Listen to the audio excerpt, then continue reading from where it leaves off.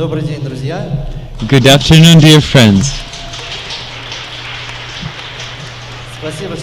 Thank you so much for coming to see our conference. Our conference, titled In the City, it's about the new tech and their role and the ways they can be used to develop and grow on cities. We want to relaunch the current discourse on tech and critically approach the issue of technological development, seeing cities from the new perspective. Technologies today have interfered all the spheres of human life. It is impossible to imagine them. Imagine our contemporary life, our daily life without them. We cannot imagine any production process or government activities without them. And of course, one of the key agenda for governments in Russia and elsewhere is, of course, the introduction of high tech. But let's ask the questions. Let's ask a few questions. Are smart cities really smart? Is technology really a cure for anything, for all the problems, or we just react in a short term without noticing long-term psychological and economic risks created by the technologies that we the answers to these questions, we have put together experts from all around the world, from different kinds of industries. They will help us and share their experience, how you pivot in this very complex landscape, how you use new tech to manage cities, to research cities, how you interact with different stakeholders within the cities, how you finally get to understand one another including AI as well. And our experts will give a sneak peek into the future that is happening now, the high-tech, blinding future. We are all creating this future. I would like to invite on stage the representative of Gazprom Neft, one of the hosts of this conference. Please welcome.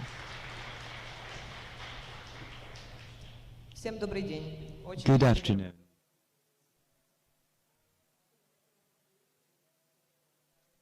To everybody, it's a bit of a chilly day. Thank you for coming.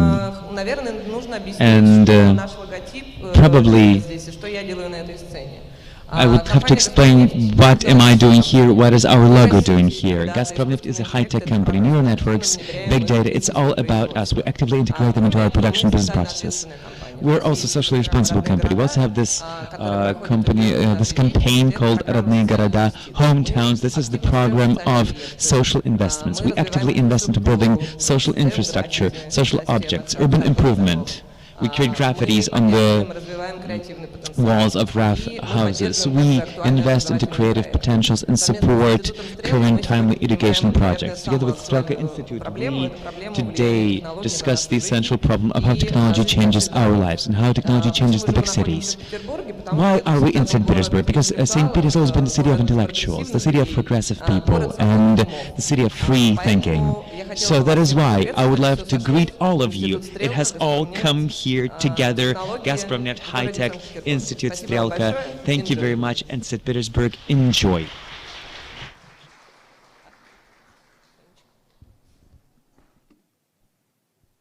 I forgot to introduce myself, guys. I'm so sorry.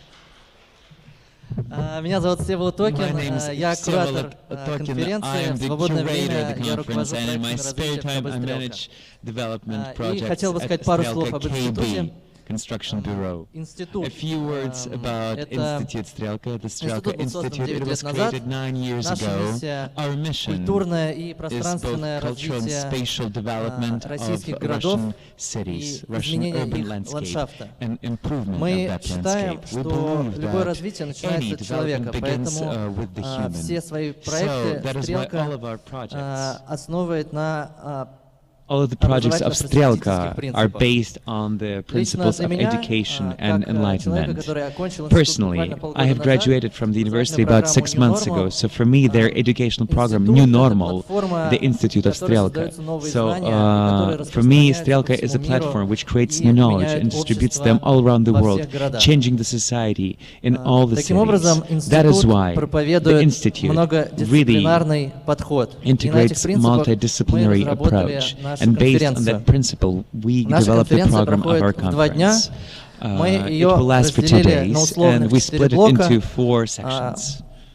В первый день мы начнем We shall с begin блока today управления. with the management Мы section. обсудим про то, We как shall использовать discuss большие данные, how you can как use big работать с data, how жителями you для can управления work with the городов. Мы residents to обсудим, manage cities, how you can как work with the citizens to эволюционировала manage идея cities. умного We shall города. discuss the Дальше мы evolution перейдем of к the следующему idea блоку of про smart дизайн, city. Then we'll continue про with the next промышленный дизайн, section dedicated to который design, диктует particularly urban design технологии, dictated про by дизайн technology. как метод We shall be talking about исследования design as a research при method. работе с данными. И, Working конечно with же, data про and big data. виртуальное We shall, пространство, of которое course, talk about становится неотъемлемой частью virtual нашей space, which is жизни, becoming и the возможно ли его essential вообще part отделить of от our пространства life. And of course, we физического. shall speak about Второй whether it день is possible to мы separate начнем virtual space from с physical блока про space. пользователей. The Мы third day will обсудим start with про the то, как users технологии block, позволяют users объединять в section. We единой shall discuss среде about how technology цифровой put together различных all городских kinds of агентов. urban agents Бизнес, in digital власть, environment. I'm speaking жителей. about business, И дальше мы перейдем authorities, к части к блоку про residents. перспективу. And the fourth Мы section is проговорим про dedicated to the будущее в future, целом, the perspective. про We'll be искусственный talking about интеллект, и, future in возможно, мы general, about коснемся, AI, and перейдем к одной из also самых главных we интересных shall probably частей continue with one of the most exciting parts of our conference. We shall be presenting the results of the grand contest, grand competition. A few words about our grand competition. Our competition does not only have the public lecture program, also in a framework of the conference we host 3 workshops, including 1 workshop for teenagers, and also the grand competition for young experts and specialists who suggest essential technological solutions for our cities, and we shall present the winners tomorrow. I would like to thank the team, of course, and of course Polygraph Mash, our designers who inspired this amazing space. And also, specifically for you, we have placed the schedule for 2 days. You can photograph it, that is convenient. And please, leave your feedback about the conference. We want to grow, we want to become better together with you. And that is why, please tell your friends, your dearest and nearest, and specifically those who can tomorrow start changing our cities, and of course attend the conference. Spread the word, use our hashtag, Родные города, and in the city. And please don't forget to geotag Len Polygraph Mash, this venue. We shall begin with the first block about city management, and I would like to invite on stage the fabulous Francesca Bria, who is the director of the Barcelona Tech Council and Tech Innovation. I believe that Francesca will be talking about a few things which are very timely in the current political context of Russia, particularly due to the executive orders from May of 2018, those executive orders took into consideration the involvement of citizens of Russia into urban planning. Of course, there's a huge investment into digital economics in Russia, and of course, this is especially important because in Russia we do want to become the country of smart cities, and it is especially important that we're hosting this lecture in St. Petersburg because we can begin to change Russian urban landscape with St. Petersburg. Francesca, please welcome. And have a great conference, you guys, and great discoveries. So much, Strelka and the organizer, for having me here. I'm sorry I don't speak Russian. I'm Italian, but I actually studied Russian in school, but I forgot it, so obviously I will speak English. And I'm delighted to be here in this wonderful city that has so much connections in terms of culture and architecture with my home country, Italy. So it is really a pleasure. And also I'm pretty happy that a conference like this one starts in Barcelona, with Barcelona as an example. And I'm gonna talk about how it is important to think about digital city or a smart city in terms of public policies, of course, so what cities can do, what local governments can do, but more than that, how we can forge partnerships with citizens themselves, with industries, with startups, with the local ecosystem, and with universities and research centers, because we need this vibrant local ecosystem to make the smart city happen. So this is not something that cities can do alone. This is something that has to be an inclusive and participatory process. And I will talk about what we are doing in Barcelona to make it work. So before I start to dive into the smart city in Barcelona and how we are building our digital strategy there, and I have to say we do have a lot of relationship with the city of Moscow and with Strelka on this, and they come like every year to the Barcelona Smart City Expo that we host with thousands of cities from all around the world, many countries that come together to learn from each other and collaborate. And I think it is the value of collaboration among cities that will make this field very important for the future. Let me start a little bit by contextualizing what is that we mean with smart cities. And I'm an economist by training. I've been working many, many years in the field of technology and digital innovation, in particular in multidisciplinary teams working between economists, designers, technologists, and policymakers. And besides the kind of slogan or the branding that we use, the smart city, what we really mean is that we are living in a moment of deep change in terms of the technological revolution that we are undergoing. So many talk about a new industrial revolution. Like in Germany or in Europe, we say Industry 4.0, which is another industrial revolution after, of course, we had the first industrial revolution that was mainly based on steam and water engine. And then we had mechanization and mechanical production. Then we had the second revolution that was mainly based on mass production and energy. So we had the rise of the car industry and the consumer society as we know it today. Then we had the third industrial revolution that was the revolution of information technology and then automation due to the diffusion of computers everywhere, personal computers in particular. And now we are entering what we call the fourth industrial revolution, which is cyber-physical systems. So the integration of big technology trends or big techno-economic trends that is mainly the convergence of artificial intelligence, mass-scale computation, the new networks like 5G or the Internet of Things, and this kind of new ways to combine physical production of atoms with bits, with the digital reality. And I think this is a pretty exciting moment because we are seeing a very strong disruption into key industries of our times. Let's think about the like automation or robotization of manufacturing, logistics, transportations, so very labor-intensive sectors that will be disrupted by this current digital or technological revolution.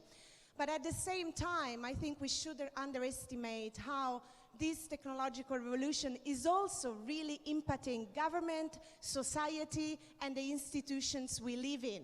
So I think it's very important not to believe that this is just driven only by technological change, but that this requires institutions and societies and citizens and workers and all of us to come together and understand what is the model, what is the economic and social model, and what is the direction of the technological change. So if we look at some of the disruption that we will see happening, and I'm sure that in these days we will see examples from all different fields where the fourth industrial revolution or the digital revolution will be producing a lot of these changes. For instance, robotization of and automation of manufacturing. A lot of economists are looking into that because this is probably the first industrial revolution that will destroy more jobs than it creates. So we, of course, are gonna disrupt. Some economists talk about 100 million jobs that will be either displaced or disrupted all across the world, destroyed. But at the same time, we will create new jobs, and maybe we will have to rethink the kind of welfare system and the social provisions that come with this technological revolution.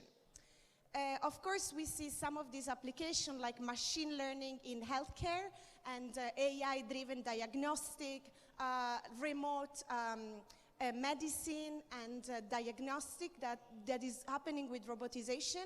I mean, this is something that will change healthcare in a massive way.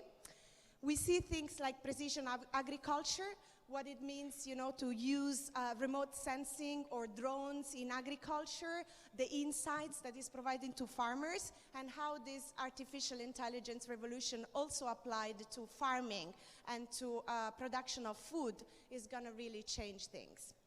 We also see other trends like cybersecurity and the use of artificial intelligence in cybersecurity, and we know how much this is changing the question of national security and security more and more is becoming a key issue when we think about the Internet of Things or pervasive sensor networks, or even the 5G, which is coming now, that is going to bring things like drones and driverless cars.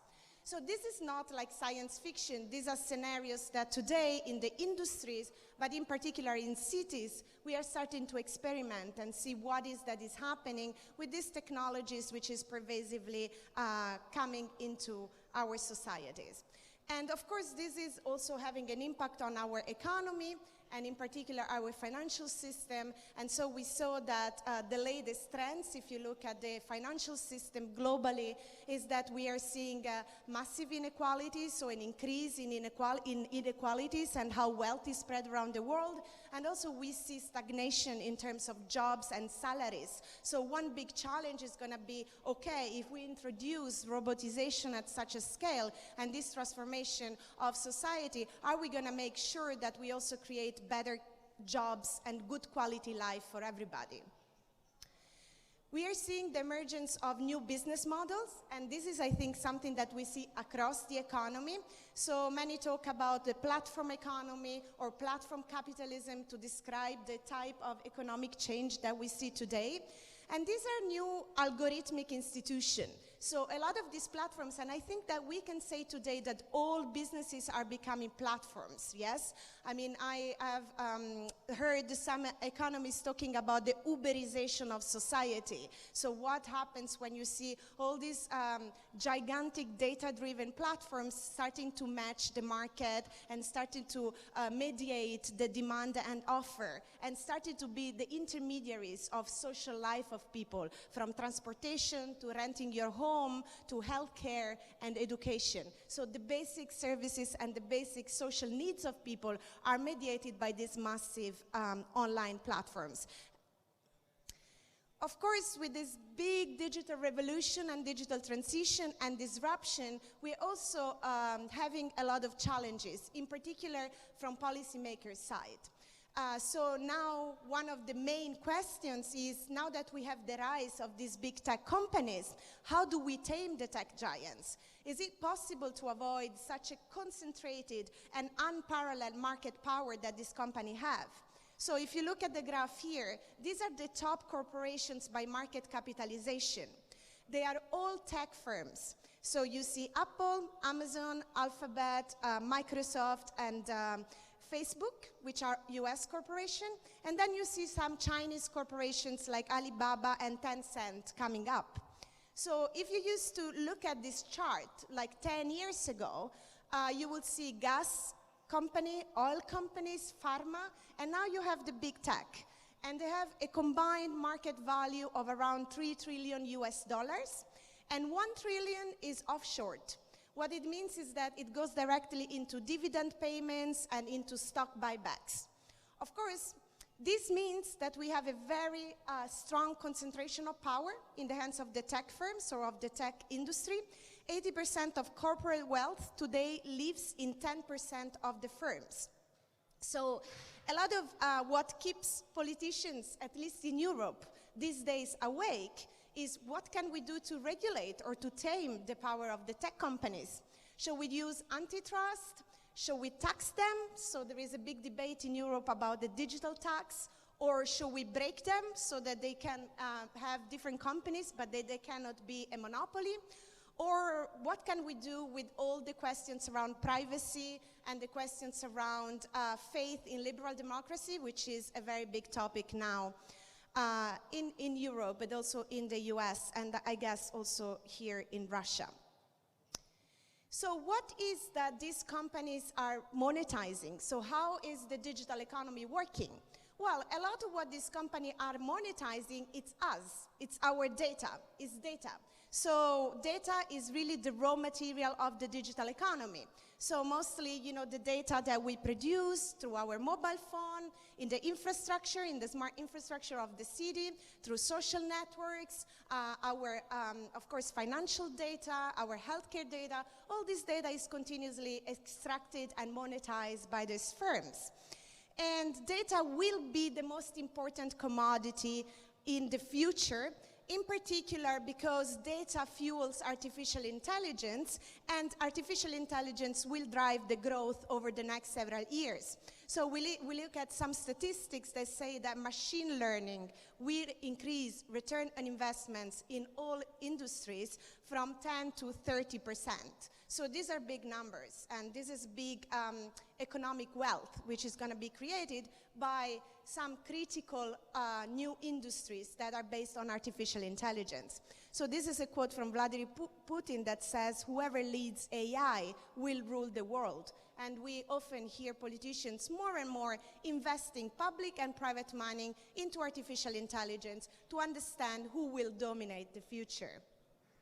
So this is what I've been talking a lot about, and you can read many books and many economists that today talk about the digital economy as data extractivism. So obviously the parallel is with oil. So data gets extracted, that get accumulated, and then through machine learning and artificial intelligence, we can make better prediction and we can automate decision making.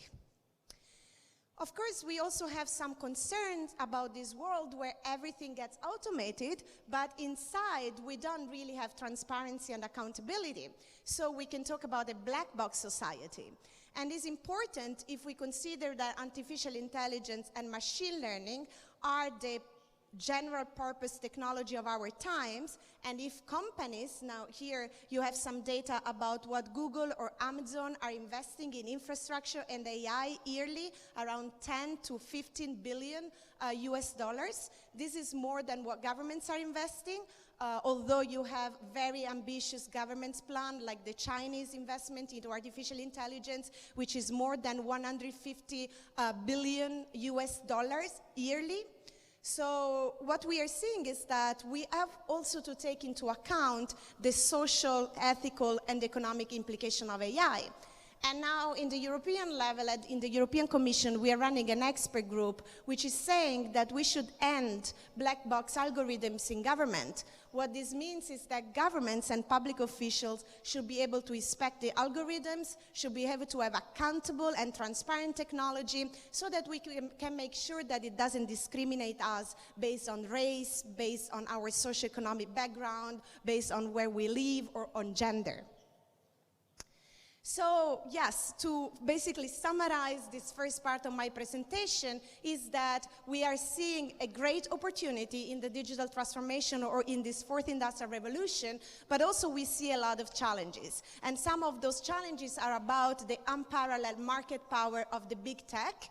And in particular, what we see is a battle for digital supremacy between the US companies, so let's say Silicon Valley business model, and China on the other side, which is creating their own technology champions and is there, you know, with a race on artificial intelligence and the future of manufacturing.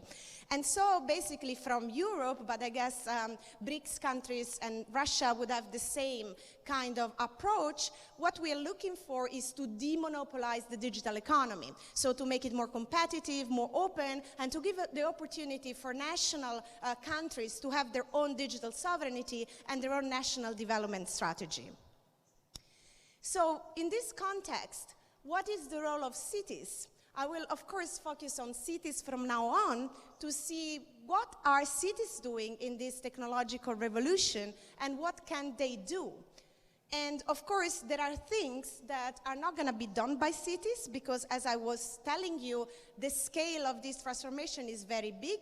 There is a lot of money being invested to change the state of the art of those technologies and to make it work in society. So it's going to be a work that comes from the bottom up with cities and citizens, but also that's going to have to connect with states and regional power. And a lot of this decision making should happen also globally.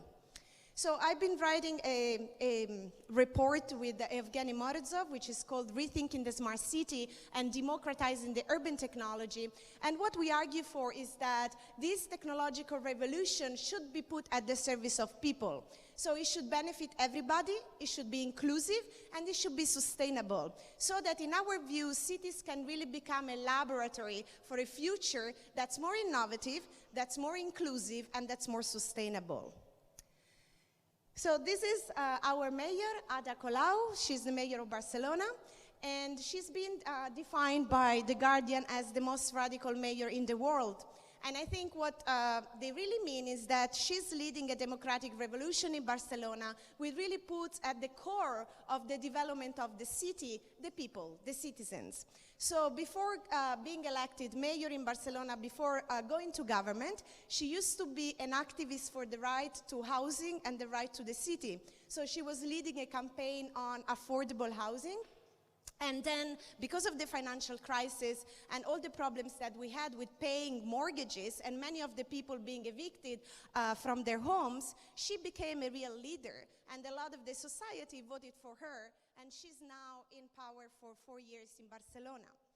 And what she's doing is she's repurposing a lot of the policies in the city towards social aims.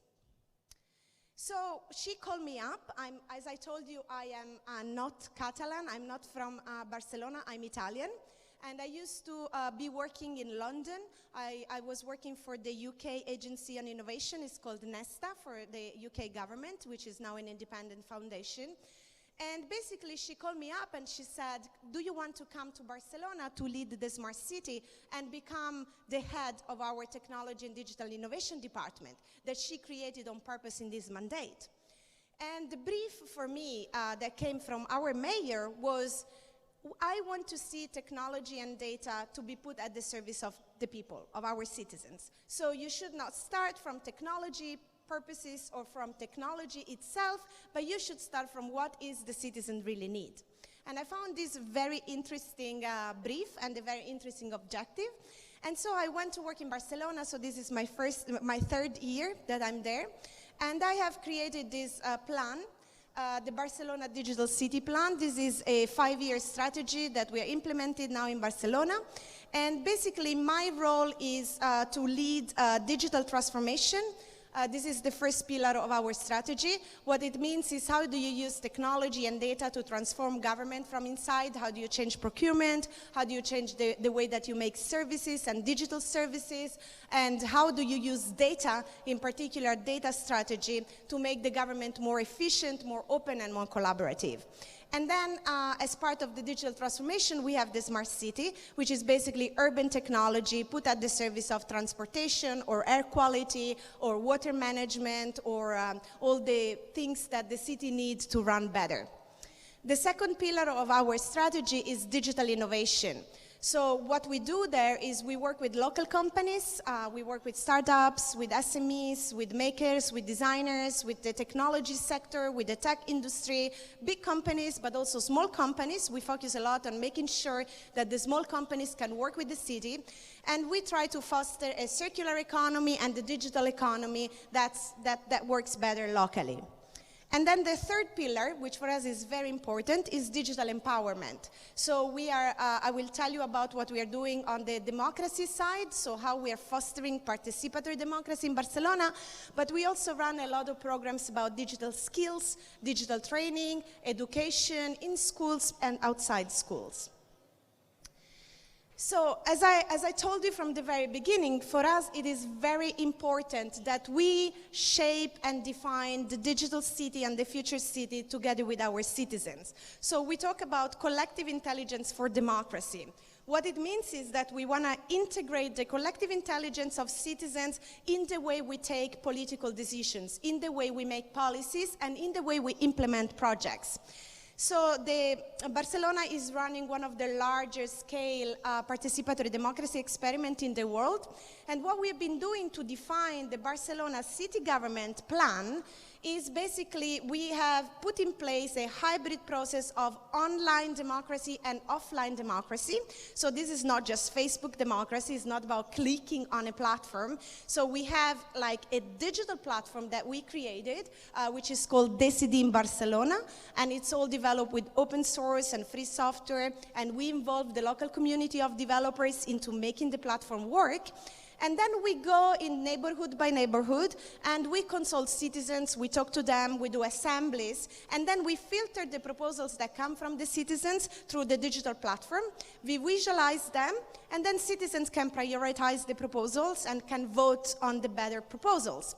And now we involved in the city of Barcelona to write the plan, which is usually, I tell you, a pretty bureaucratic process that happens under closed door, that is not transparent to citizens. So we opened it up using this process, and 400,000 citizens were actively involved, and 70% of the proposals that today we run in government came from citizens themselves. At the moment, if you look at our platform, Decidim Barcelona, and here you can see some of the data around our participatory strategic planning process. We are running 20 participatory processes in parallel, and this concerns many different kinds of policies, like mobility, cultural policies, policies about climate change, policies about labor policies, so all different policies, and then we're aggregating what comes from these participatory processes, and then we give the possibility to implement them involving citizens themselves.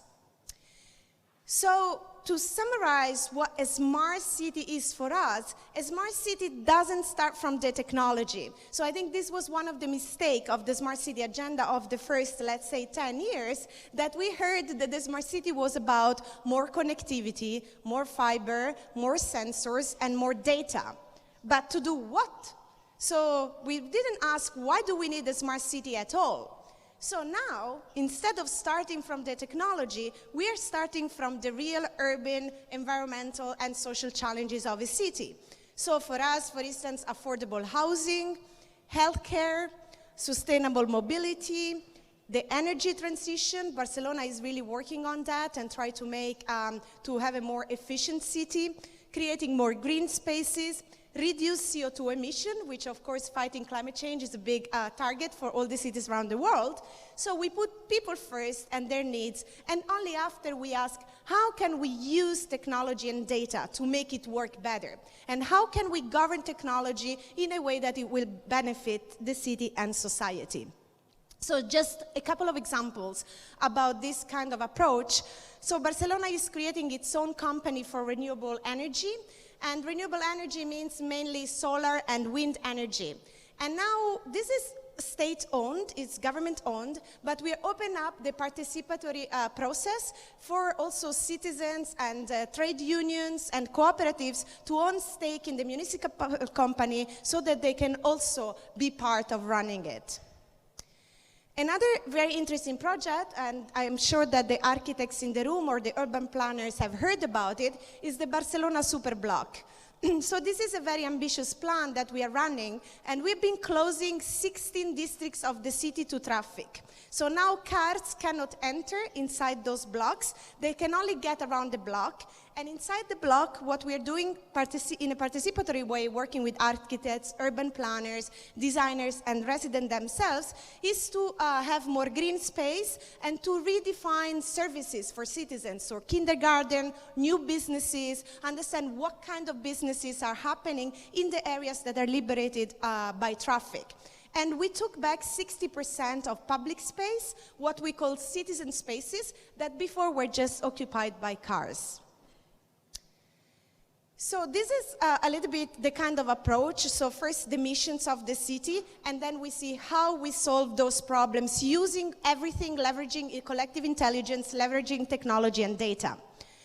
What I also want to talk about is how can we make sure that we transform governments themselves? So one of the problems, I always get asked, how can citizens really participate? How do you make citizens participate and get involved? And my answer is always, well, maybe cultural differences, but in Barcelona, citizens are very active. Our problem is more, how do we change governments? How do we make sure that also governments are more collaborative and transparent? So this is the plan that we are making for digital transformation inside the City Hall. And we have codified ethical digital standards for city that involve agile digital transformation for digital services, so how you can design services thinking about the user experience and user first. We created a data strategy, responsible and open data strategy, and we're publishing most of our data online. We have a procurement of technology standards, So I know that you maybe don't even know what procurement is, but what procurement is what governments do. So it's 80% of the budgets of government is spent through procurements, through public contracts. So it's very important to change procurement to make it more agile and more open, because in this way we can make sure that we don't spend government money only in the hands of the few big companies, but also small companies, designers, SMEs, startups can bid for government contracts and can then work with the cities to develop services. So now all the contracts of Barcelona are online in a digital platform, and we are also mandating more and more for the use of free software and open standards. What this means is that the code that we developed is published on GitHub, and developers can collaborate with the city to maintain the code and build new applications. So yes, this is what I told you about the ethical, sustainable, and innovative public procurement. One thing I want to tell you about this, what we are integrating, I mean, besides making it more transparent and putting it online for SMEs, is also we are putting clauses in the contract that mandate for data sovereignty. I will talk a little bit more about this concept of data sovereignty, but what we mean is that whoever company win the public bids, they should transfer the data in machine-readable format to the city hall, and this data becomes in the public domain. It becomes a common good that is owned by the citizens themselves. And this is a new policies that we have been implemented together with open source and open standards.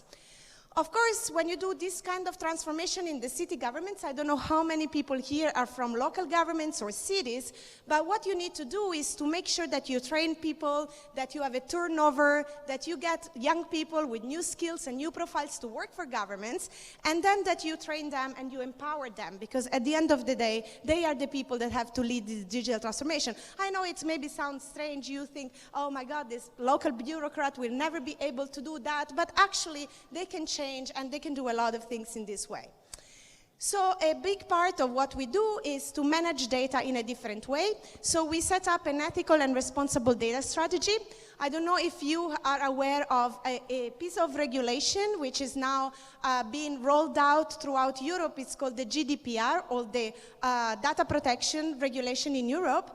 And what we want to do with that is to give back data sovereignty to citizens. So we're not very happy about the fact that all the data that we continuously produce is now gathered only by few companies, like the Googles and the Facebook and the Amazon. So we want this data to be more spread out and owned by the population themselves. And in particular, we want to be able to protect privacy and data protection of the individuals, so that are the people themselves that can decide what data they want to keep private, what data they want to share, with whom, and on what terms. So in this way, cities can become custodians of these digital rights of citizens.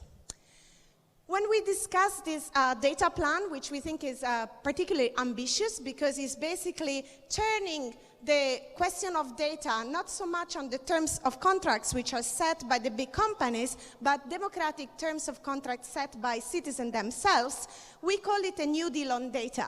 And what we mean by that is that data sovereignty should belong to the citizens. So we're doing a lot of projects to incentivize the use of data in a transparent way. For instance, we are opening up and we are mandating open data by default in the city government. We open up the budget so everybody can see how we are spending your money, where we are investing, and what are the priorities of the government. And we also have an encrypted infrastructure. This is called Bustia Etica.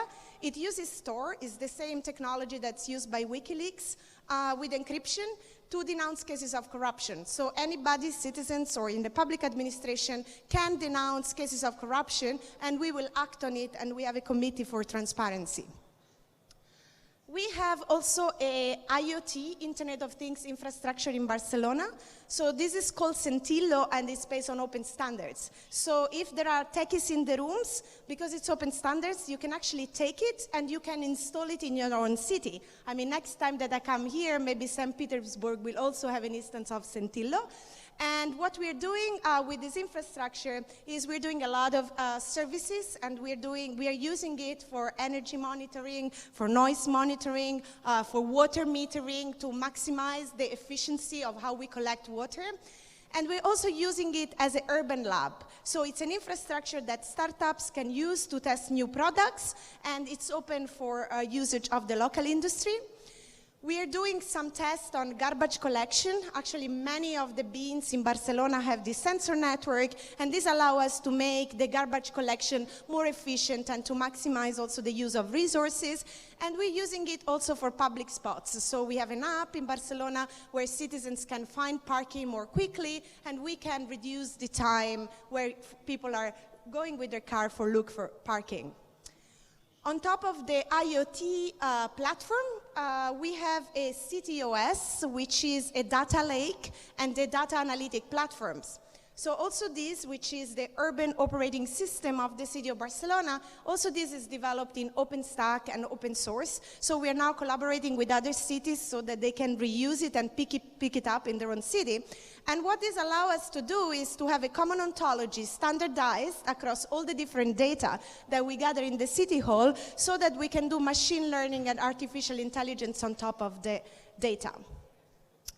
In order to execute this ambitious data-driven plan, we had to create a mayor's office for data analytics. So this is an office that didn't exist before in the city of Barcelona, but now we have a 30 to 40 people team with a chief data officer that reports directly to the mayor and to myself. And what they do is basically they're using data to take better decisions for the city, to make it more efficient, to run it better.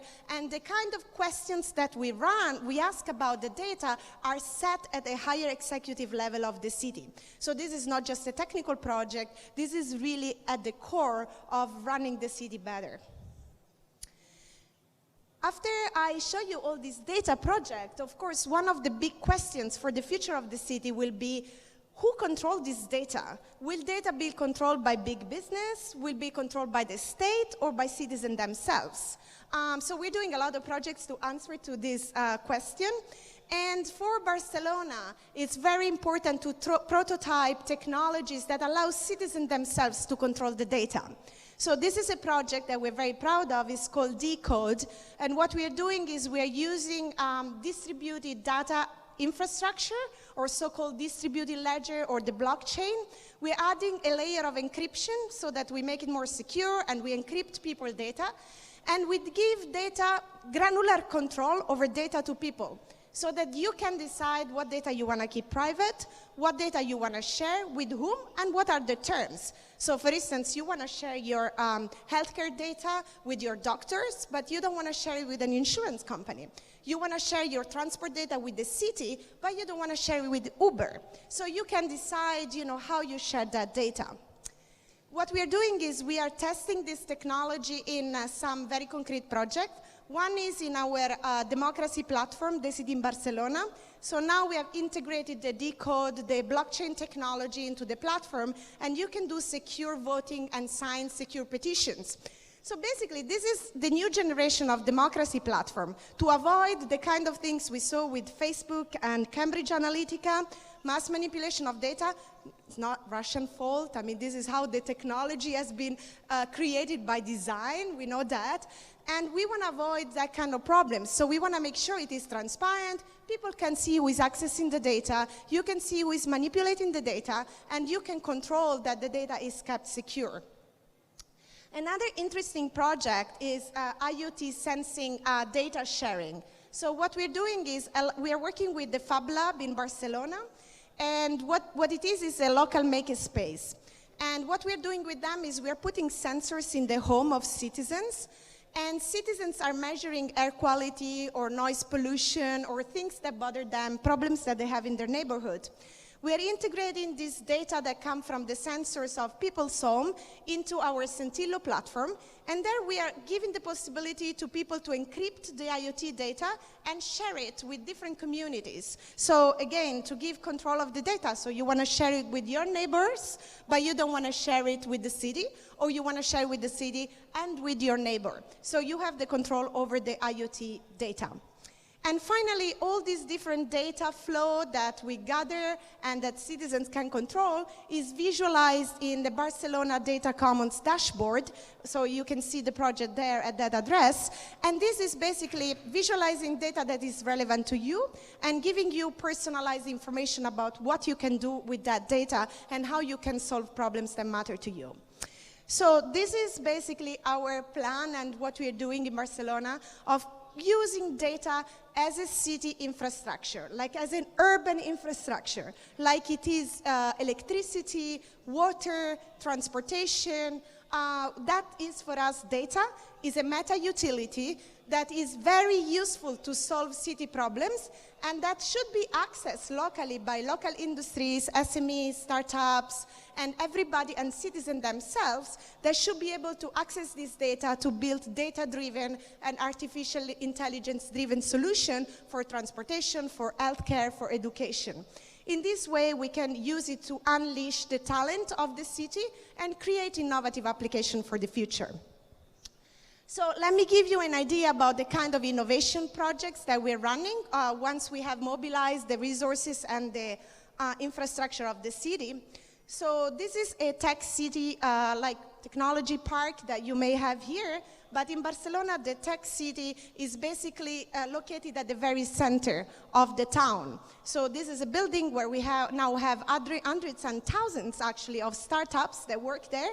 And we work together with the city hall to make sure that they grow and they create better services, and we gather more investment for them. One cool thing that we just launched in Barcelona is an innovation urban lab. So this is an old factory that was a textile factory in Et22, which is one of the neighborhoods in Barcelona where we test new technologies like the technology cluster of Barcelona. And this building is now being renewed and has become an innovation laboratory.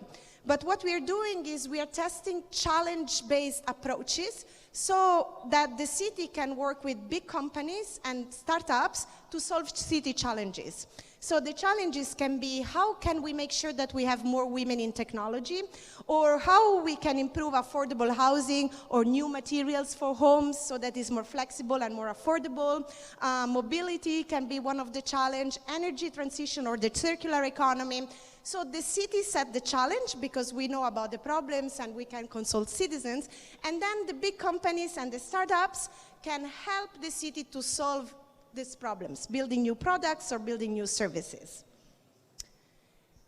If you look at what is happening in the sharing economy space, like now what is called the sharing economy or the on-demand economy, the platforms, what we're seeing is that a lot of innovation has been hindered instead of maximized, because we have a few companies, very big ones, like Uber, Airbnb. I see that here you found a very smart way to work with Uber that we definitely have to learn in Europe. I mean, basically you just bought it, so it works also for the local company. But a lot of the cities in Europe are having problems because we cannot really regulate companies like Airbnb. A lot of the impact that we have on the cities is high rent of homes and people being expelled from the city center because they cannot afford anymore their housing. So we need to balance, you know, the benefit of technological innovation with the negative externalities and making sure that we can regulate these companies and also we can create alternatives to those companies that are local and they can basically define a model that has a positive outcome and a positive impact. So labor standards and environmental standards, gender standards, and so on. So this is some of the projects where we are funding platform cooperatives, which are platform-based cooperatives. So the workers can own the company and they're all members. So we are sure that the workers' rights are respected. We have some really interesting projects also about the future of digital fabrication. So in Barcelona we have the Fab Lab and we have different maker spaces that work together with the Industry 4.0 companies, so about automation of manufacturing or the future of urban manufacturing, so what is happening with digital fabrication. And now we created a project that is called the Maker District and is part of a global movement called the Fab City. And what we're doing is we're putting together the designers and the makers together with the big companies that are working on these technologies and prototyping a future sustainable models, how you can create more renewable energy, how you can consume less locally, and how you can have a circular economy that's really working in cities. Finally, I mean, we're doing all the kind of projects that other cities are doing, like testing 5G technologies with trials and involving SMEs and startups into developing services for the city. So this is something that obviously is happening all around the world, where 5G technologies will have very important cases for driverless cars, which I think you're going to talk about later, or for medical diagnostic or healthcare. And we cannot build any of these, and we cannot change the city to move into digital if we don't involve the entire population. So I think that education is at the very core of what we should be doing. And so, for instance, one project that we have developed in Barcelona is creating fab labs or maker spaces that are public, and they work together with schools. So that basically the new kind of digital skills like developing, coding, digital manufacturing, programming on open hardware, all these digital skills can be part of the normal curricula of schools from the secondary schools, so from the very earliest stage. And now we are starting to deploy what we call STEAM Barcelona. Barcelona is a program that works on science, technology, engineering, and maths, but also arts for schools all around Catalonia. And as I told you at the very beginning of the presentation, this is going to be an age of automation that will destroy a lot of jobs. So part of our task is rethinking the future of jobs, how to retrain people that lose their jobs, but also reinvent new jobs.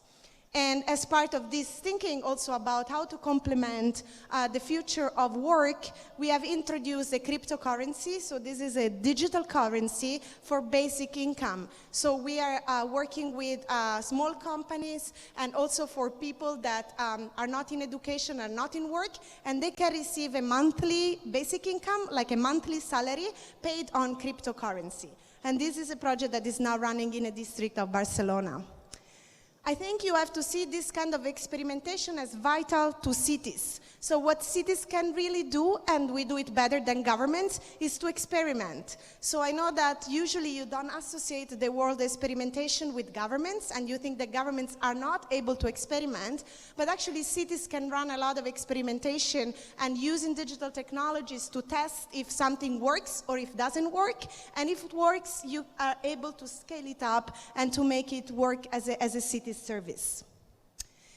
And let me just close on a note that, of course, I'm a woman leading a digital transformation in Barcelona, and we now have very few women and very little women in the digital revolution, and so we have to improve this situation. In Barcelona, we're doing a lot of work for girls in technology, for women in tech, to make visible their work, to give them power, to give them the right to have the same salary. And so I think we have to turn the digital revolution also into a feminist revolution, making sure that women are empowered. And here you can see all our partners. So cities cannot do this alone. They need to couple with research centers, with universities, with big companies, with startups, with the energy of all of you and citizens themselves to make it happen. So in Barcelona, we host the Smart City World Expo, the Mobile World Congress, the Blockchain Congress. So we're doing a lot of events, and we're trying to really create a strong local ecosystem that can help us to bring forward all these projects that I talk about today. And this is really the last slide. And this is just a project I just want to mention for any of you here that is interested in this topic of digital rights. We are running a coalition for cities for digital rights. And we have certain principles that cities are adopting. And this was launched by New York, Barcelona, and Amsterdam. But now we have a lot of cities that want to join already, together with the UN. And basically what we're doing is we're putting citizens at the very core of the digital revolution. So we start with people first, and we protect the digital rights, and then we create the better city that's more inclusive, more sustainable, and more innovative for the future. Thank you very much. Мы начинаем вторую часть наших лекций. Я хочу представить моих коллег из КБ «Стрелка». Криса Burmana, Тома Пирсона и Максима Isaева. Они ведут лабораторию, которая была создана совершенно недавно в КБ по разработке технологических решений для городов, и поговорят в формате дискуссии об эволюции идеи умного города, о применимости идей умного города и особенно о применимости идей, решений, методов, подходов и так далее в российском контексте. Я приглашаю ребят.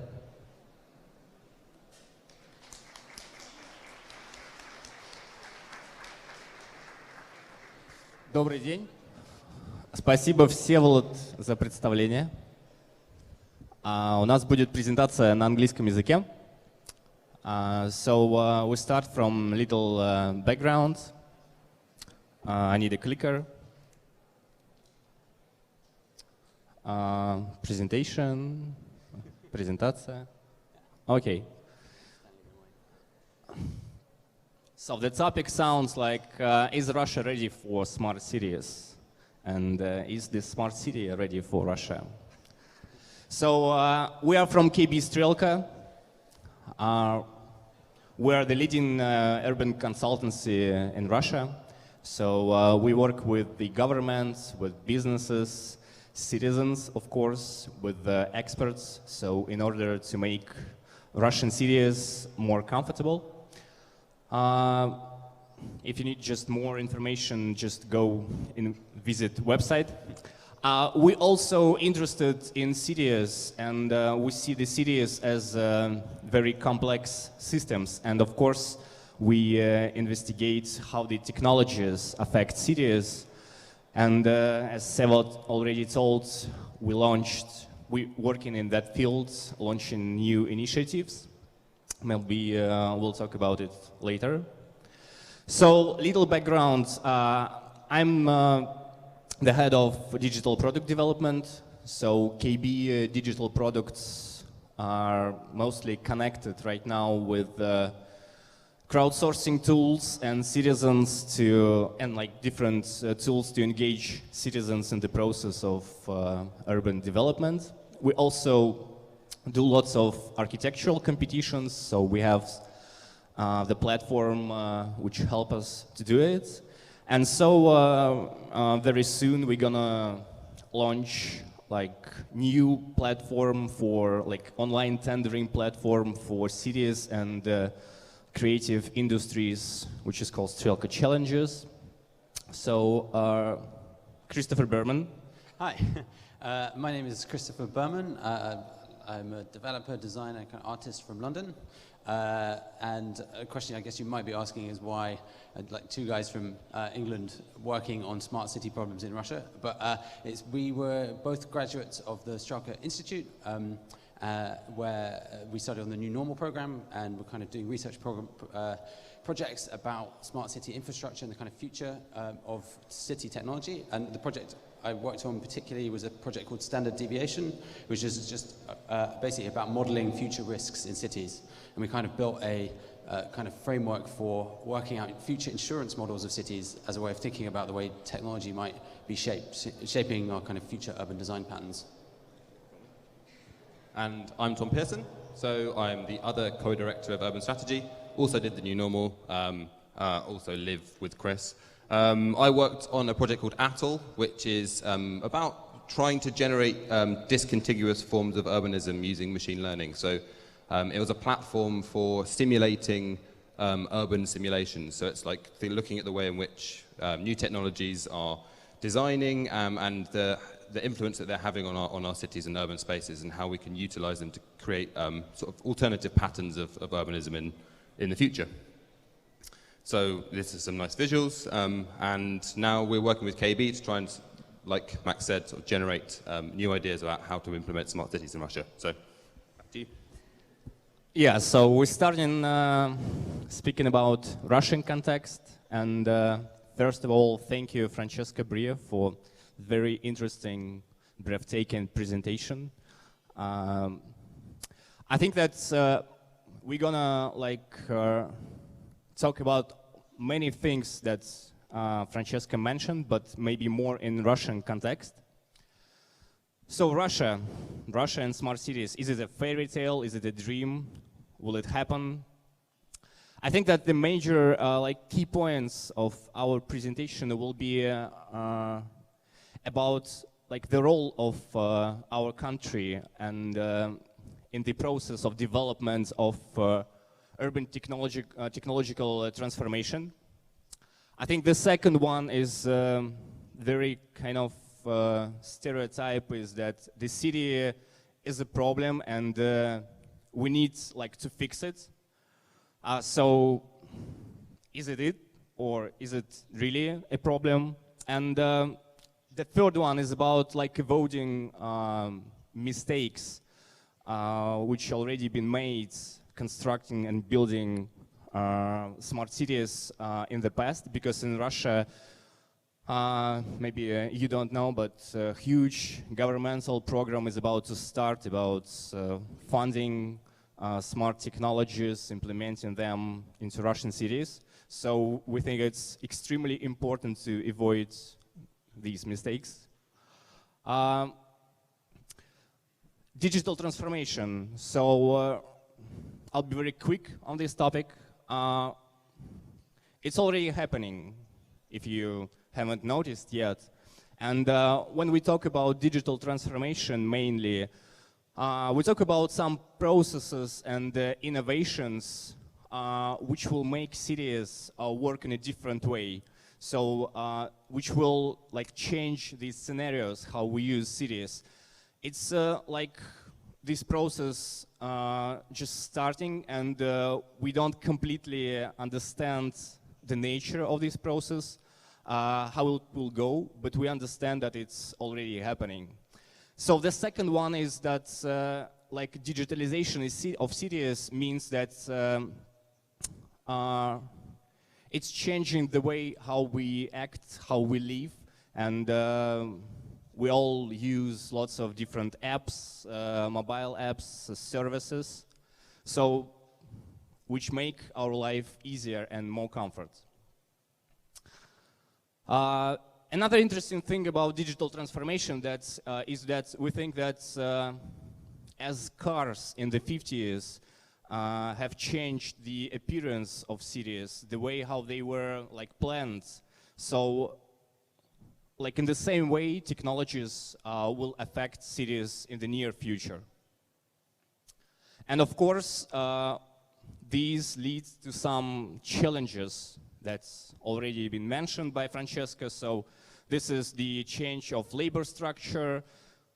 This is the all concerns about information, mistrust, about fake policies, fake news, spread of fake information. And the last one, I guess, it's the climate change and how it will affect our lives. So more about Russian context. Russian is highly urbanized country with 1,114 citizens, and 75% of population of Russia live in these cities. And that's, I think, very interesting and pretty obvious that in Moscow, in St. Pete, lots of components of smart cities and urban technologies are already implemented. Besides that, Russian cities are byproducts of Soviet era. So, which means, for example, that only 5% of environment, of built environment, is historical. And 59% of Russian cities were started in the last 100 years. And of course, we face and we have to deal with different issues and different challenges. It's poor quality of urban environment. This is the very low level of safety on roads, and aging housing and obsolete infrastructure. That is all that we have to deal with.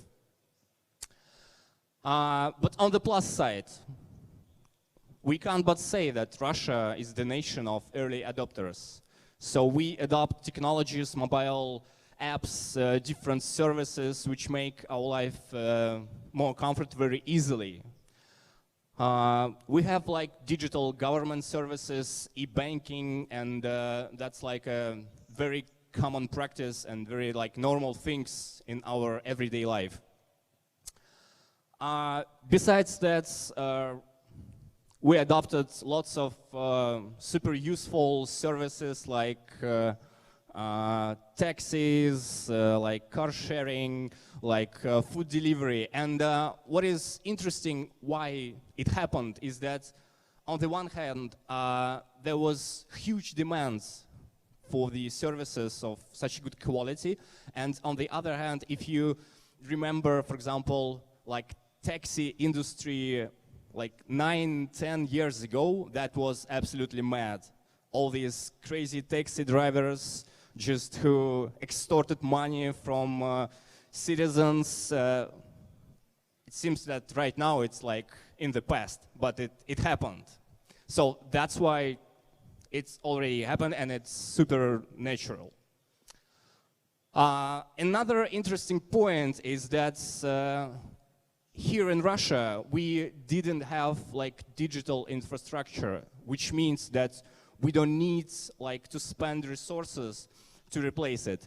On the picture, this is the first parking meter, which was installed in London, I guess in 50s, and which means that like implementing of new technologies and new digital like services in cities like require lots of resources to replace the previous system. So we don't have to deal with this problem. We just didn't have parking meters in the 50s.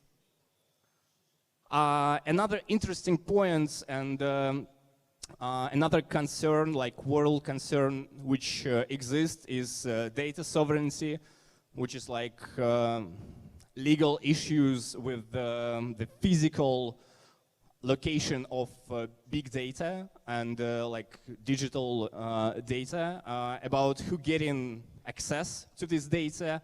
And this is a really important point that Russia already have developed very good strategy for this digital sovereignty and software independence. So we think that it will play like a huge role in how urban technology is realized in Russia, and not only in Russia, but in the whole world. Chris, I think you're gonna continue. Oops. Hi, everybody.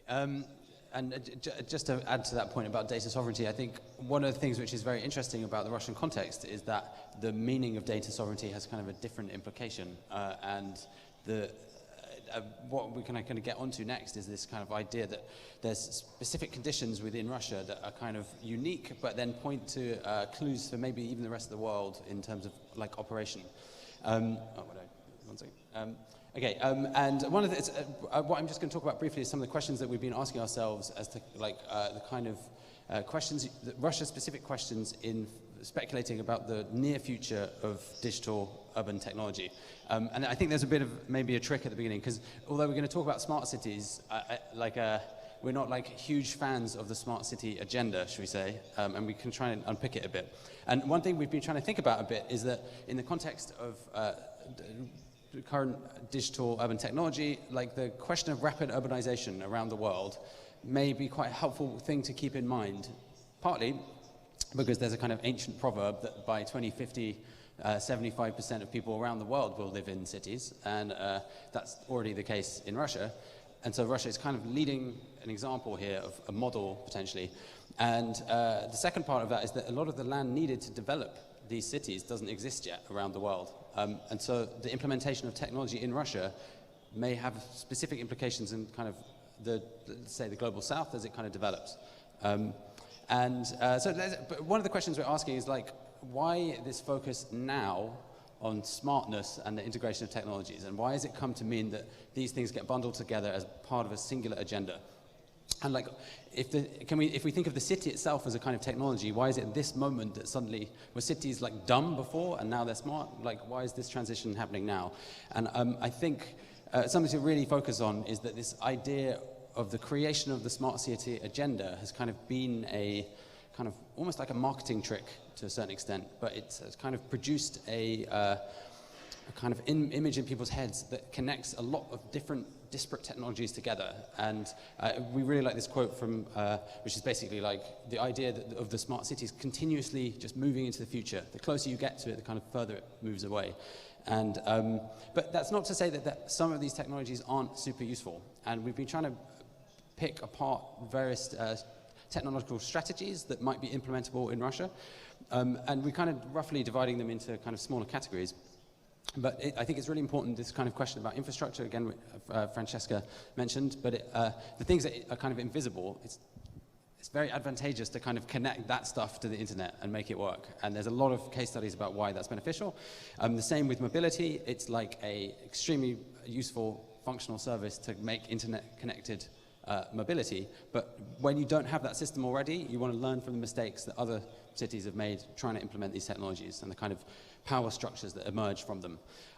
But we're particularly interested in this third question about like how the city kind of sees itself and how it chooses to operate. And that within a Russian context in which there isn't a huge amount of urban sensing technology outside of St. Petersburg and Moscow. So these other kind of 1,000+ cities, like we can ask really interesting questions about the infrastructures that might be built there. And we're just going to talk briefly about the kind of structure of how the smart city is kind of presented. And one of the reasons for kind of framing it like this is that because there's a huge amount of investment going into these questions, and the people making these decisions potentially have been to a lot of smart city conferences and maybe not asked citizens so much what they're interested in. It's kind of a useful thing to reflect on the evolution of what that kind of corporate smart city agenda kind of looks like, and what it's really going on. And for a lot of people, it's really about like how you control the information flows within cities. And one of the origin points of this is kind of like the story of the dashboard. And like what's really interesting when you look at a lot of current like deployable smart city technology is they kind of eventually end up looking like someone in a position of power looking at a dashboard trying to work out what's going on. And we could talk about the history of these dashboards for a long period of time because it's super interesting, but we can ask why this has become like the de facto standard for looking at urban data, and like who gets access to these screens and what are they actually controlling, and like is this what the city looks like? In fact, this is actually a Bloomberg dashboard, which is kind of the origin story of kind of financialization, dashboard thinking.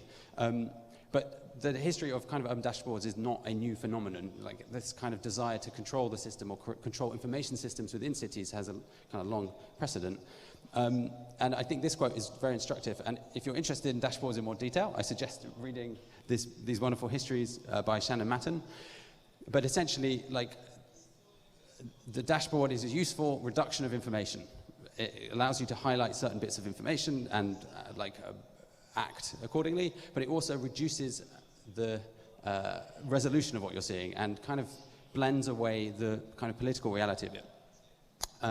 And moving on slightly, but there's the other thing that we may learn from the recent history of kind of smart city projects is essentially like hugely ambitious greenfield projects have largely run into major problems. Where you've had huge ambitious investment, you often find this problem where, like in Songdo, which is probably the pioneering decade-long investment in this in South Korea, like the population that's there is 3 times less than the one they expected over a decade. Like people didn't want to move there, and this is like an important consideration, especially in Russia where you have people. One of the major concerns is people leaving these cities, and mayors are very interested in like working out how to retain their populations in cities. Let's just move on. And what it's led to is this kind of a few different current models of how people are thinking about to deploy like large-scale smart city technology at the moment. And I mean, literally, we could have just talked about Barcelona as like our favorite example here, so, but we won't. I'm going to talk about 2 other examples, which I think are really worth considering in this context. And the Sidewalk Labs, which is developed by Alphabet, which is Google's parent company, and it's got this site in Toronto, and it's kind of just throwing money and time trying to work out what this is going to look like, and they've got to deal with the government. But at the same time, there's a strong lack of transparency about the data structures going on inside of it. So the aim of Sidewalk Labs is to collect like a large amount of data and from the people who are using this neighborhood, but there's a lack of transparency about why. And what's interesting about that is that this is at this moment undergoing this kind of tension as like the citizens of Toronto are kind of negotiating what this kind of ubiquitous data collection might mean for them. And this is something to keep an eye on because it's kind of the leading edge of the Silicon Valley model.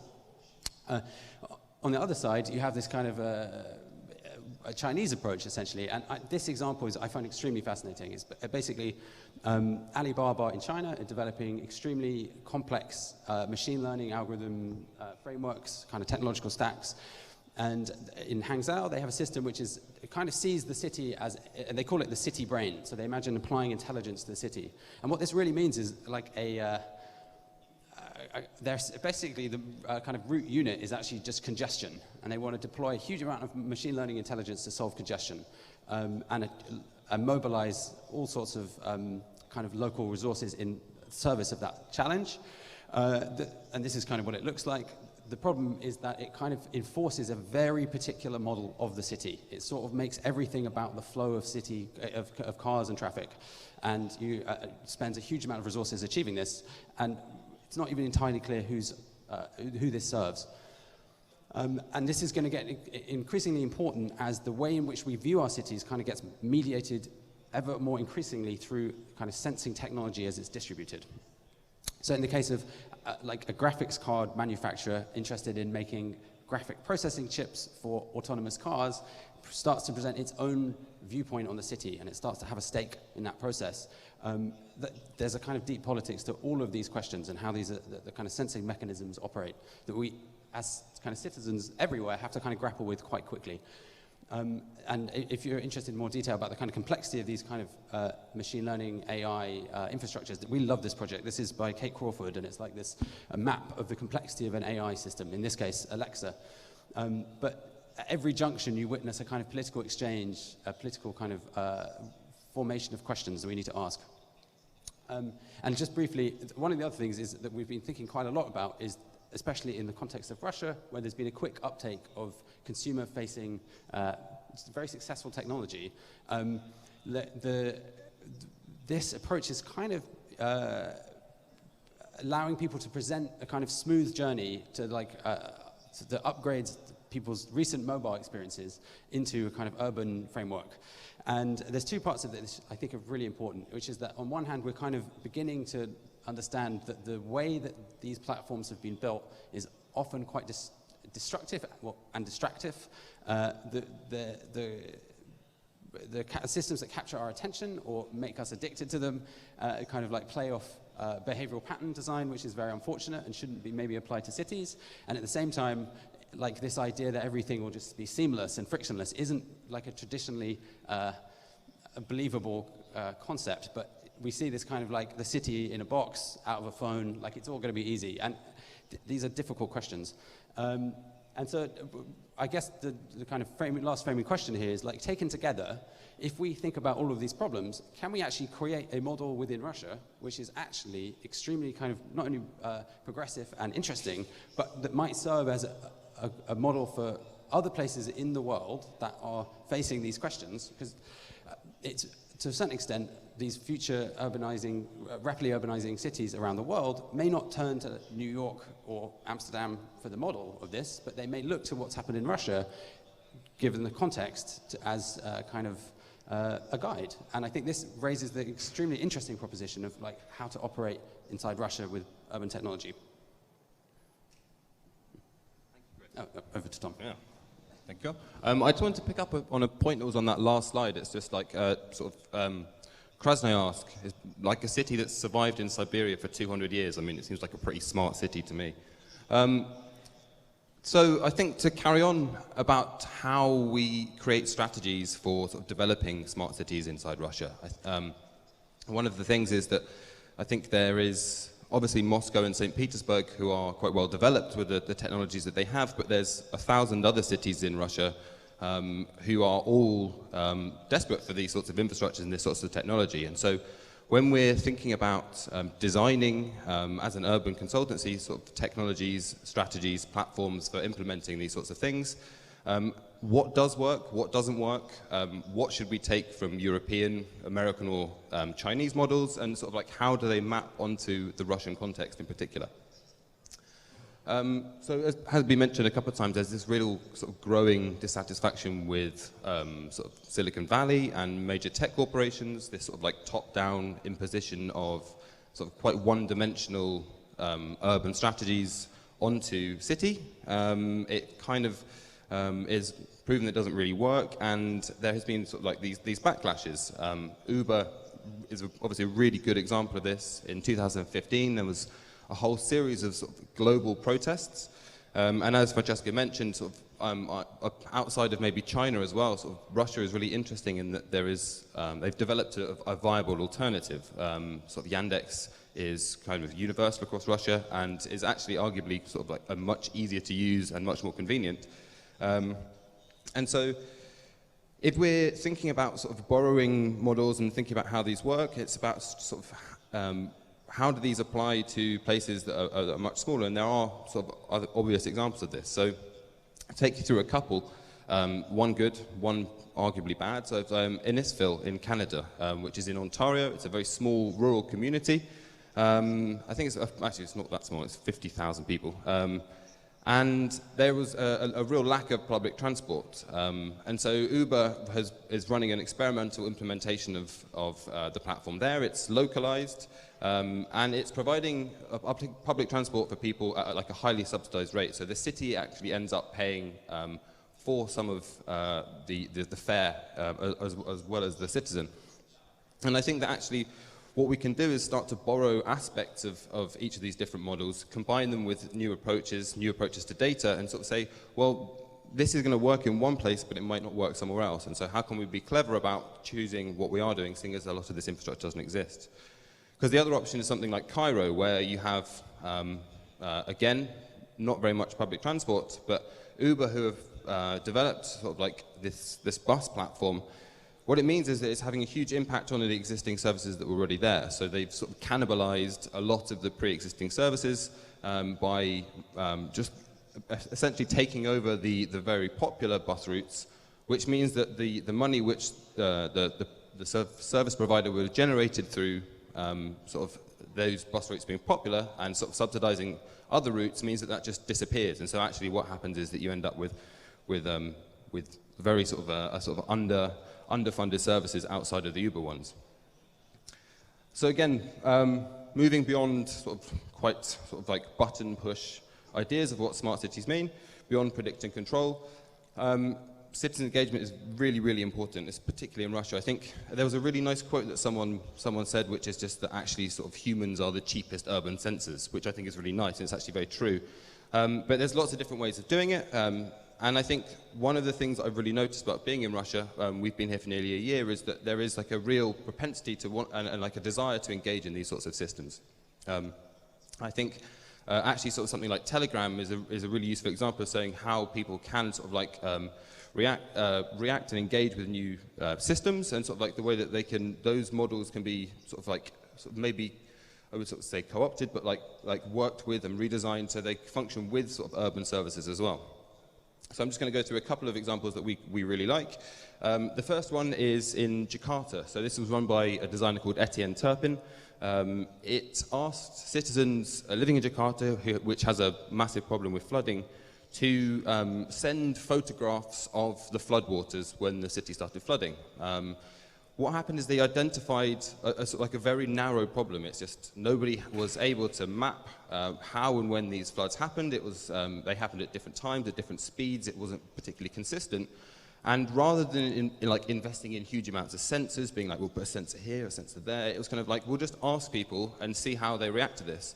And it was a very narrow problem that actually translated into a really sort of useful system for the citizens. And it's now developed and it's like very robust. They're working with the local government to develop more systems, and it's about understanding the context of where you're putting these technologies. Citizen Sense is another one which is developed by Jennifer Gabriz at Goldsmiths University in London, and it's just about like how do you develop open source sensors so that people can make them themselves and sort of like contribute to places where there is data poverty, where people can't afford sensors. And I think the best example of this is the Saratov data van. So again, it's quite expensive to implement sensors. So this was a group of guys in Saratov who decided to put a lot of this sensor technology into a van. They drove around the city and were able to develop and collect some sort of quite advanced diagnostic data so that they can actually start to map some of the issues that they're having in this urban space. And it's kind of like, are these models that we can use? Again, sort of like, how do these work and where are they best going to fit? And then, of course, all of the new technologies that are coming out, sort of decentralized technologies, very popular in Russia, open source. Francesca mentioned a few things. I'd also just like to give a plug to the Foundation for Public Code, which is, again, is another great institution that's doing lots of good work. And models of sort of digital governance. So Russia is a neighbor of Estonia. I'm part Estonian. And I think that one of the issues with sort of like digital governance platforms is perhaps they are limited by sort of like scale. I think how these things scale is a really interesting problem, and perhaps there's a way of implementing aspects of those inside Russian cities and sort of creating a network of cities that do work together sort of through a combination of these three technologies.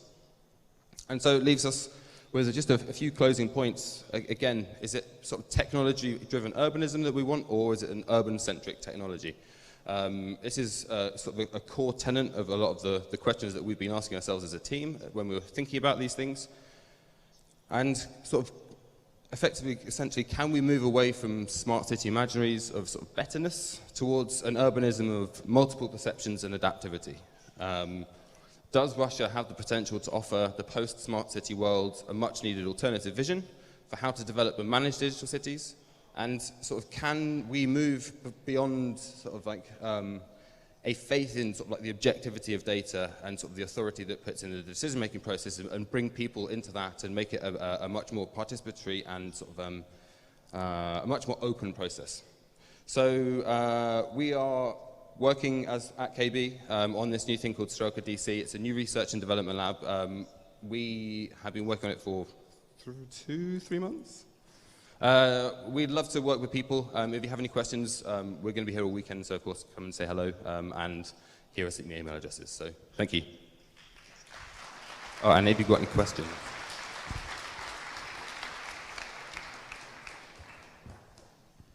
Thank you so much, guys.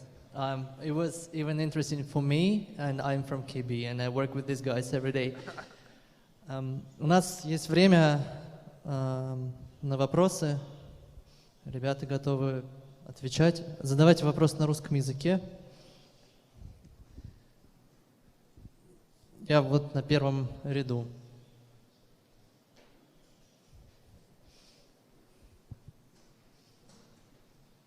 Коллеги, спасибо за доклад. Шкуратов Сергей, бизнес-школа МИСП. Очень хорошее было начало по поводу такси. Можно вспомнить рынки, такой трэш. И опа, диджитализация. Коллеги из Лондона, вы упоминали слово «коворкинг». Знаете ли вы истинно петербургское слово «коливинг»? Это коммунальные квартиры. Что же такое трэш? Порядка 100-150 тысяч человек проживает в них. Можно ли классные вещи, смарт-решения, диджитализацию как-то на этот интересный кейс применить? Спасибо. I guess, guys, that's a question for you. Thank you, Max. Yeah, well, certainly something we should talk about. I mean, I think that one thing your question points to is also something that is very interesting generally, which is that a lot of the models and excitement that I think have of certain technological questions that have been put by people in like Silicon Valley have like completely different parallels in recent Russian history, right? That like co-working, co-living are like the kind of foundational ideas now in a kind of Silicon Valley hubris, but they have at least 100 years of history in Russia. And I think that this mismapping between the kind of expectations of technology or the presentation of it is something that is really interesting, because in the Uber example, especially I think in parts of Europe, it's quite easy to kind of be dismissive about certain technologies and their implementation because of who's doing them. And I think in a country where there's maybe more opportunity to just reinvent them again or invent from a Russian perspective, that there is definitely the opportunity to work on these things in an exciting way. Co-working is not necessarily my field of expertise, but maybe Tom? Or? No, I would just reiterate that point, is that like there is definitely a huge amount that Russia has to contribute, and it's about sort of an iterative process, really. I think what we're learning with smart cities and the implementation of these sorts of technologies is that there is this desire for change, and that it's like if you look at some of the innovations that are happening with ЖКХ, so sort of the utilities companies, sort of like the ability for people to have sort of more information about the payment structures and who is like maintaining particular housing. I think that's a very good start, and so I think hopefully it will be quite quick to sort of be implemented, or sort of like for other things to sort of start developing as well. That made sense. Вот девушка.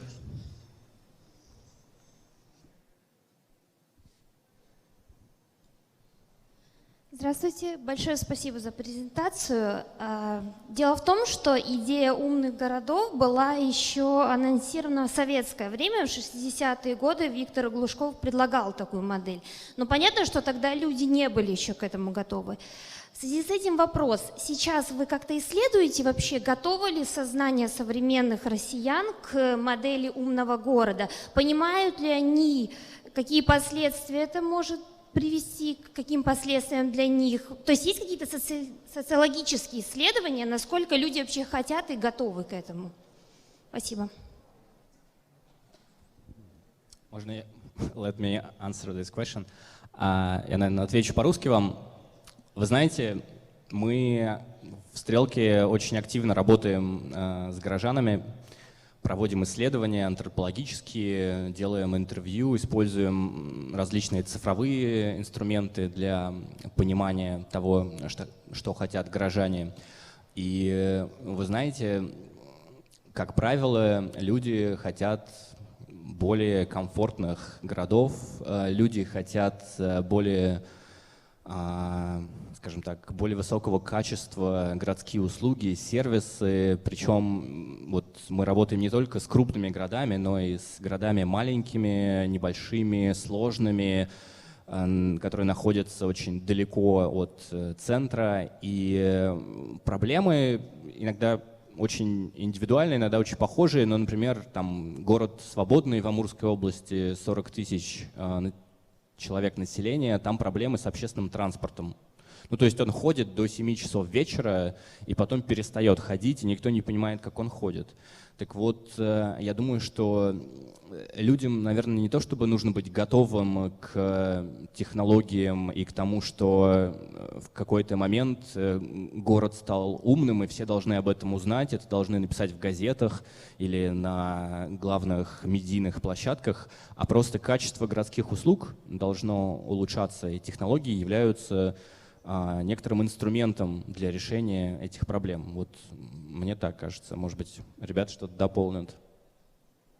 I'm sorry, I was speaking English, if it's okay, but the only thing I'd add, I think what's interesting about the work we've been, I think the research we've been doing so far is that it may be less a question of are people ready, and I think this is the question around the world, like are people ready? It's that this is to a certain extent going to happen, partly because where the case of like federal investment is taking place. Like, so the question is like not are people ready for them or like should they have them, but like what will they do when they come? And I think that I think this question of like preparation, and we should personally I don't think it's altogether that helpful to see it as just some big reveal, as if there'll be this new infrastructure, suddenly we'll wake up and we live in a smart city.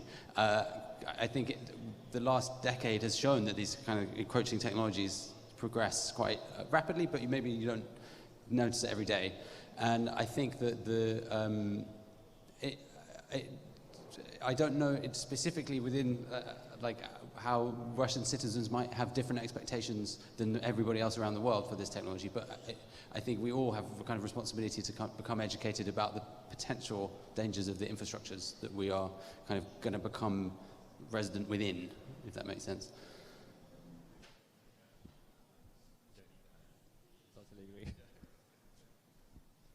Еще вопросы? Вот молодой человек. Здравствуйте, Олег Плотников, Интерсвязь, город Челябинск.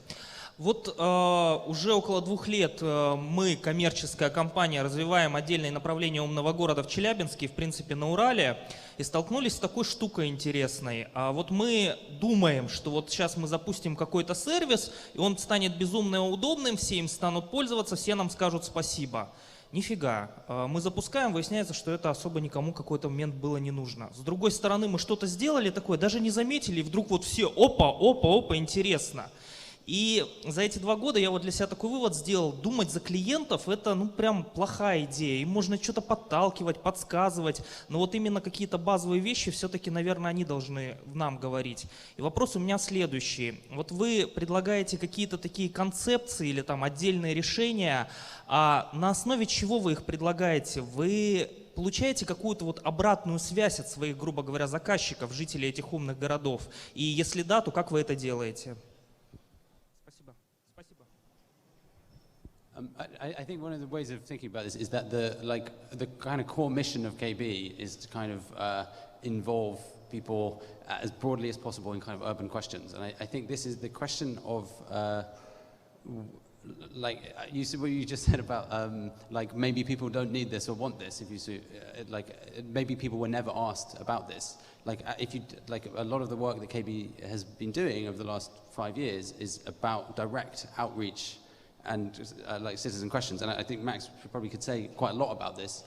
And I think what we're, I guess that like the main thrust of what we're trying to work out is how do you connect that kind of program of urban transformation, in which there's a very strong appetite for rebuilding and transforming kind of the urban realm, with a kind of ongoing investment in digital infrastructure that people want to make, because there's a danger that those things become really separated, because the digital people don't talk to the kind of citizens in the same way that they have been engaged about questions of like green spaces or like kind of quality of life questions. And I don't think there's any good answers for that necessarily. Like I think what Francesca is working on is like as close as you could have to a really amazing model for this. I think there's questions about how those things become implemented in Russia specifically, but in terms of asking people directly, I think maybe Max can talk about some of the frameworks from KB.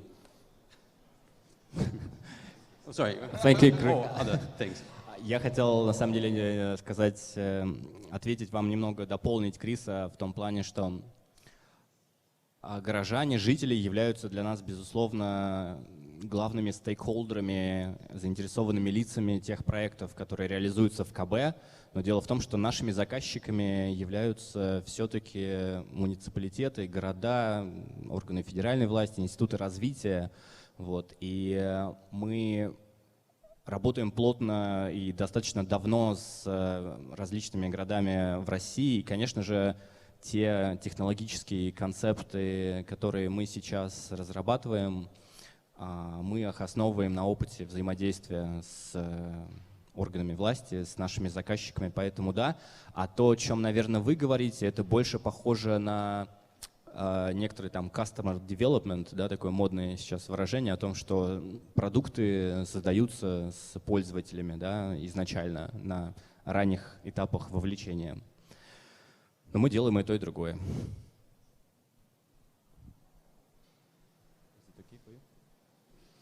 Yeah, I think it's about being able to sort of work, like you said, with municipalities and with citizens, and realize that there are there's probably things that citizens want, but like if you ask citizens what they want, they probably want ice cream, and it's kind of, I think that's a phrase that someone has mentioned recently.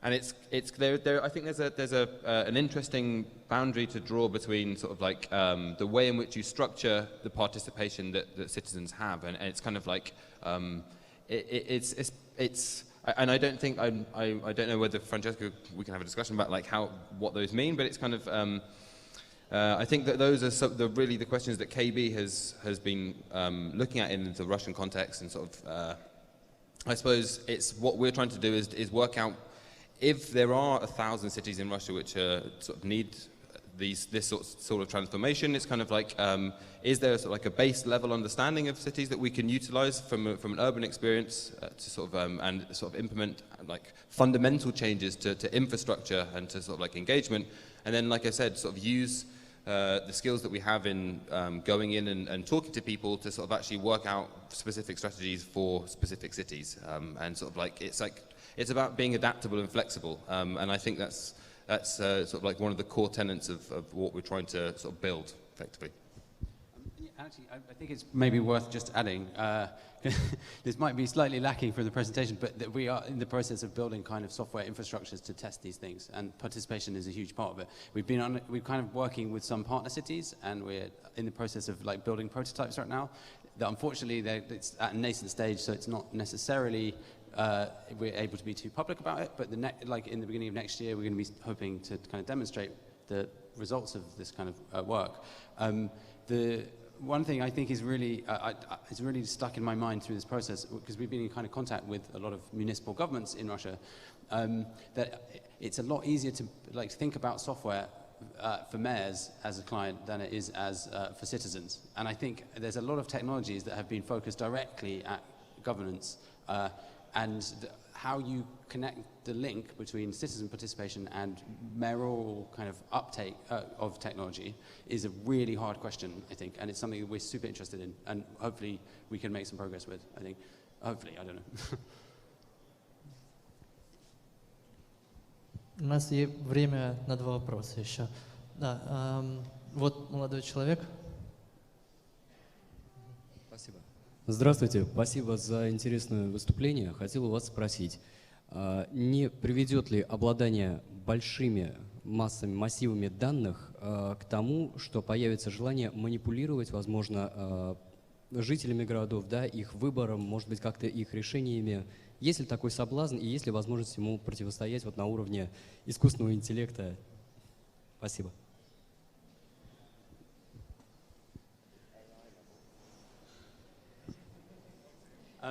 This is an extremely important question.